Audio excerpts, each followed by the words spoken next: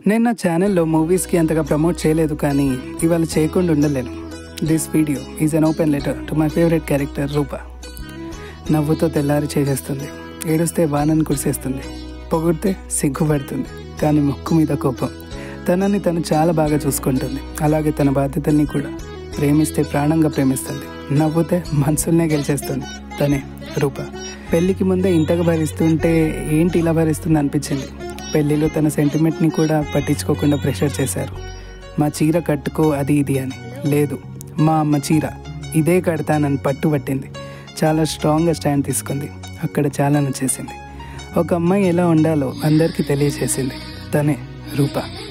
పిచ్చి జనాలు ఒక చీర కోసం పెళ్ళి చెడగొట్టుకుంది ఏంటి అని ఎన్ని అన్నా అక్కడ చీర కాదు, తన సెంటిమెంట్. పెళ్ళికి ముందే ఇలా కాంప్రమైజ్ అవ్వాల్సి వస్తే పెళ్ళి తర్వాత జీవితం అంతా ఎలా అవ్వగలమని అనుకుంది. తనే రూప. చీర విషయంలో కాంప్రమైజ్ అవ్వచ్చు, కానీ జీవితం విషయంలో కాంప్రమైజ్ అవ్వలేమని నేర్చుకుంది. తనే రూప. ఒక అమ్మాయికి నువ్వు ఎలా ఉండాలో నేర్పించే ఆ చిరునవ్వు ఒక అబ్బాయికి నీ భార్యను ఇలా చూసుకోవాలని నేర్పిస్తుంది.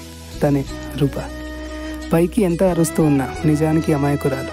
ఈ లోకంలో తన ప్లేస్ వెతుక్కున్న ఒక చిరునవ్వు. తనే రూప. చిన్న వయసులోనే ఇంత బాధను చూసిన తను ఎవరి వల్ల చూసిందో అని కూడా కోపం పెంచుకోలేదు. ఇంత వయసులో అంత మెచ్యూరిటీ తెచ్చుకుంది. తనే రూప. ప్రతి రూపాకు ఒక ఆనందం దక్కాలి. అర్థం చేసుకునే అతను, మనస్ఫూర్తిగా ప్రేమించే అతను, తనని సపోర్ట్ చేసే అతను, తన కోసం తనతో ఉండే అతను. అందుకే థ్యాంక్ యూ రూప. నువ్వు నీలాగున్నందుకు, నువ్వు ప్రేమించినందుకు. ఆనంద్ నిన్ను ఫస్ట్ టైం చూసిన ఆ సీన్ చూడు.